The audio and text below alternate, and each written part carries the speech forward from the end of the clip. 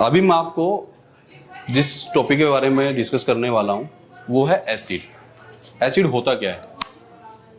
तो क्या मतलब शरीर के अंदर बच्चों में हड्डियां कितनी होती हैं? ठीक है, मैं आपको सबसे पहले एक चीज बता देता हूं। जब हम किसी भी चीज के बारे में पढ़ाई कर रहे हो, ठीक है, अगर आप उसके आसपास नहीं आ सकते, उसके इर्द गिर्द रहो। समझ रहे हो? अगर आपको दिल्ली जाना है तो दिल्ली का ही रास्ता पूछो, ना कि अंबाले का। अभी मैं किस टॉपिक के बारे में बात कर रहा हूं, वो है एसिड। और आपने पूछा है बच्चों में कितनी हड्डियां होती है। समझ रहे हो? अब जिस गली में जा ही नहीं रहा तो उसका रास्ता क्यों पूछ रहे हो?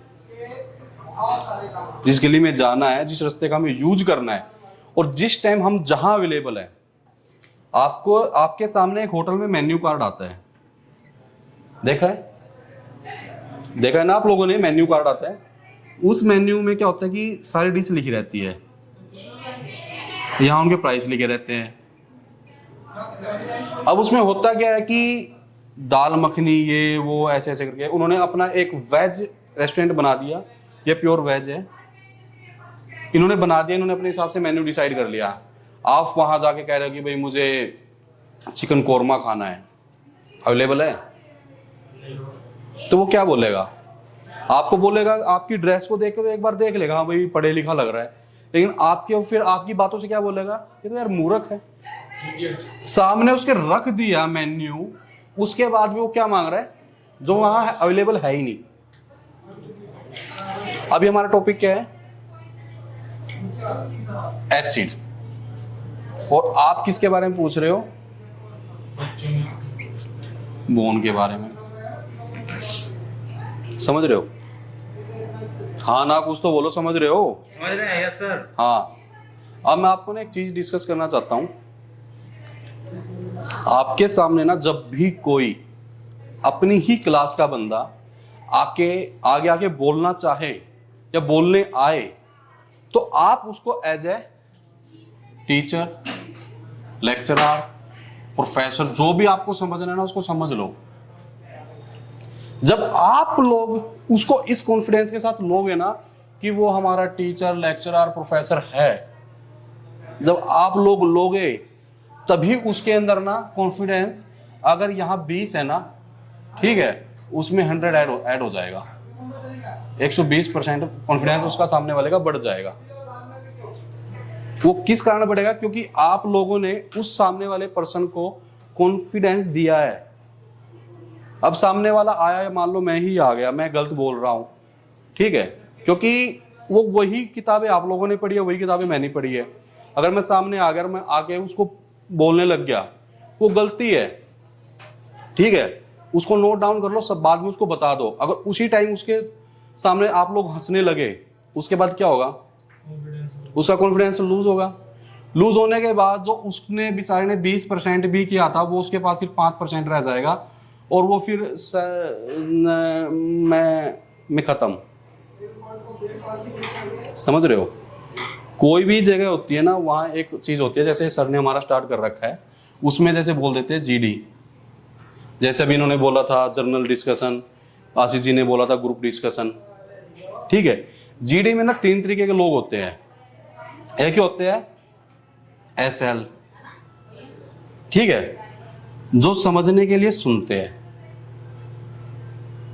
ठीक है। एक होते हैं जेएल,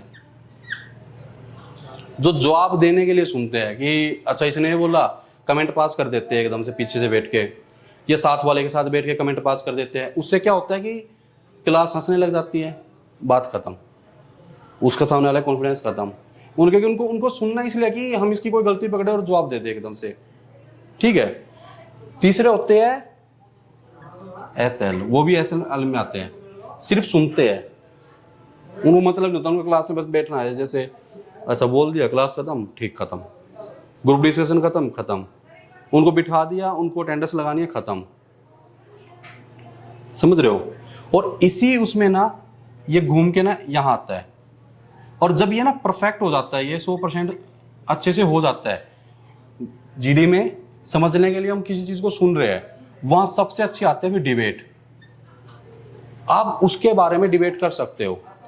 जैसे मैंने अभी 8N3 के बारे में बताना स्टार्ट किया, अगर मैं गलत बता रहा हूं, अगर आप लोग जो भी मैं बोल रहा था उसको सिर्फ इसके लिए सुनते, समझने के लिए सुनते, समझने के बाद जैसे एक क्रम हम चला लेते कि भाई हम मेरे से सवाल पूछ लो या मैं आपसे पूछ लेता हूं कि एसिड के बारे में, अगर मुझे कुछ नहीं आ रहा उसके बारे में डिस्कस करके आप मुझे करेक्ट कर दो।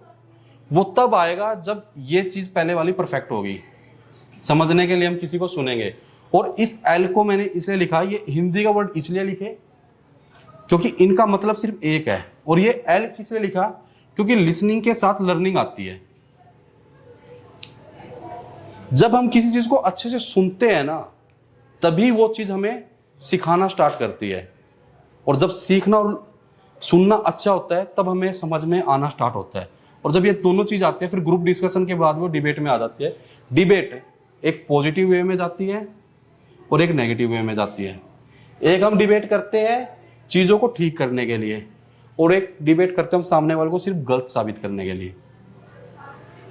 ठीक है।